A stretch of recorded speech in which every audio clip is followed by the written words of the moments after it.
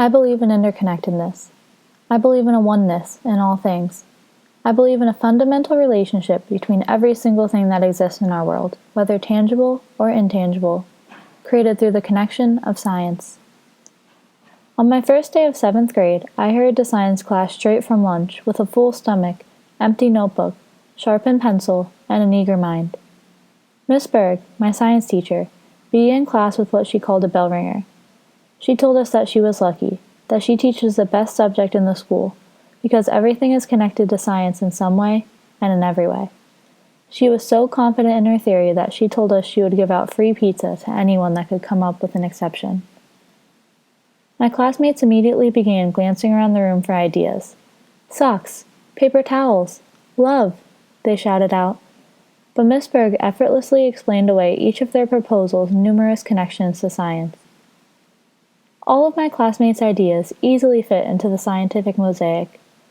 What I needed was a concept, a thing that had no place in science whatsoever, and I was determined to find one. After a few minutes of intense, deep thought, I had an epiphany. The letter R.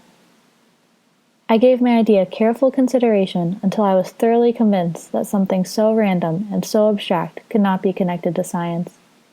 I raised my hand, ready to present my idea and beaming with anticipatory joy. The letter R, I proudly stated. That has to be it. Hello, free pizza. The letter R? Oh, that's an easy one, Miss Berg casually answered. A scientist could study the process in which your eyes pick up visual data and send electrical signals to your brain, which then interprets the visual as a letter. Or they could study the muscles used in your hand to write the letter R. But by this point, I could no longer hear Miss Berg.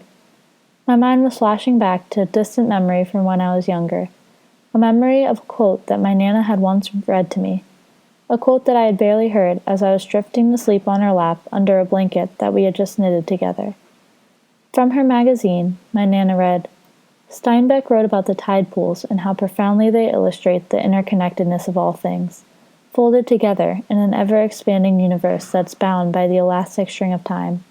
He said that one should look from the tide pools to the stars and then back again in wonder. As I glanced around the classroom, I pictured the web that connected the tides and the pools, so to say. I could almost see the small, thin string of science connecting the dusty chalkboard to the pink soap above the sink, to the sound of my classmates' voices, to the glow of light from the window, out through the window to the trees and parking lots, to the wind and to the sun.